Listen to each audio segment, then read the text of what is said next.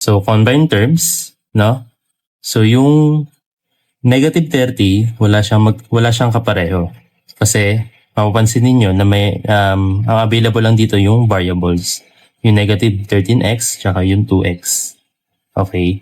So, para ma-combine natin yung terms, kailangan nating ilipat si negative 13x dun sa kabilang equal.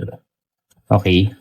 So, para malipat natin sa 2x, tapos kukunin natin yung 13x. So, tandaan niyo guys, yung negative, pag nilipat natin sa kabilang equal, or pag nag-transpose tayo, magiging positive siya. Yan. Pero kung positive to, magiging negative to. Okay? Tapos, ngayon, bring down negative 30. Yan. So, mawawala na to. Si negative 13x kasi nalipat natin siya sa kabila. Tapos, pa-plus natin siya. So, 2x plus 13x, 15x. Kasi 2 plus 13 is equals 15. Tapos, bring down negative 30. Ngayon, divide natin siya sa 15.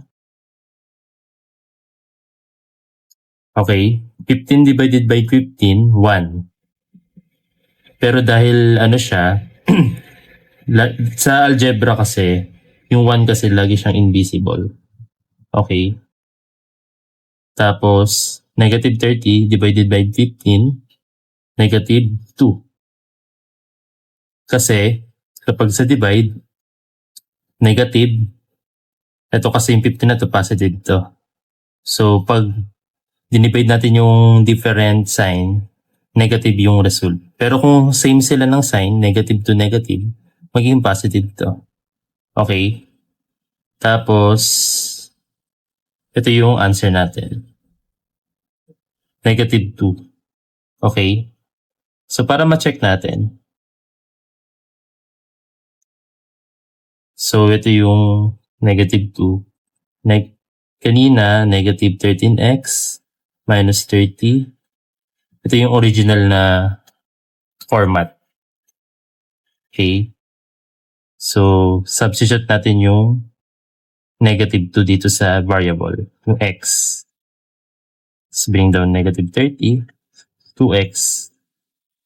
Tapos, dito, negative times negative, positive.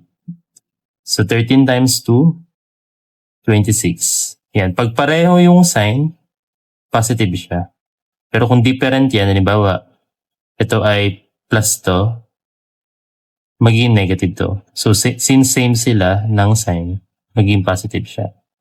So, sa math, walang naka-invisible yung ano natin.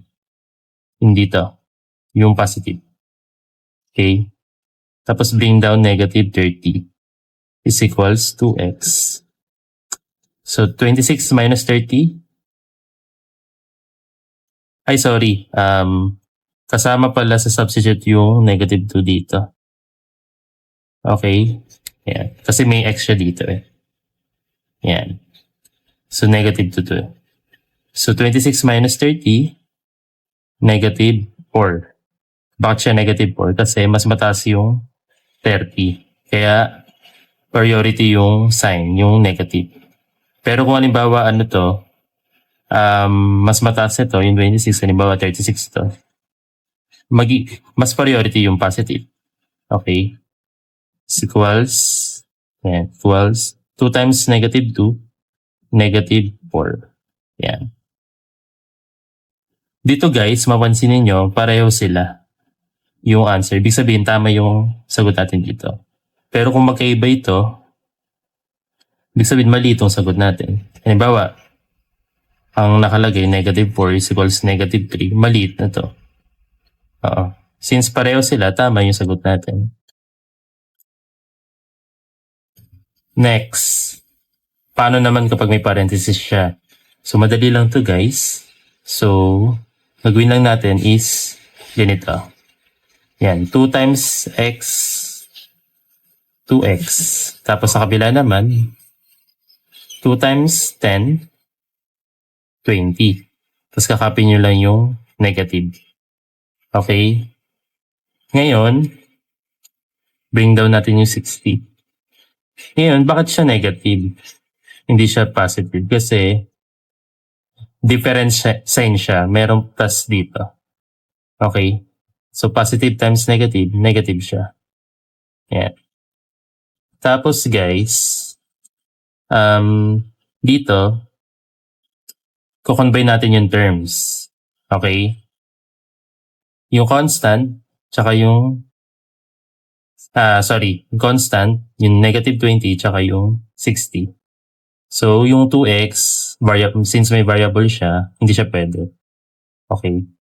Ngayon, combine natin. Para ma-combine, gagamit tayo ng transpose. So, transpose natin. So, yung 60, yan. Yung 20, dito siya. Tapos, yung sign, magbabago siya. Magiging positive. Okay. Tapos, ngayon, mawawala na to. Matitira na lang si 2x. So, bring down 2x. Tapos, equal. So, 60 plus 20, 80. Bring down 2x. So, divide both side by 2. So, cancel. X is equals 80 divided by 2, 40. Yan yung answer. So, para ma-check,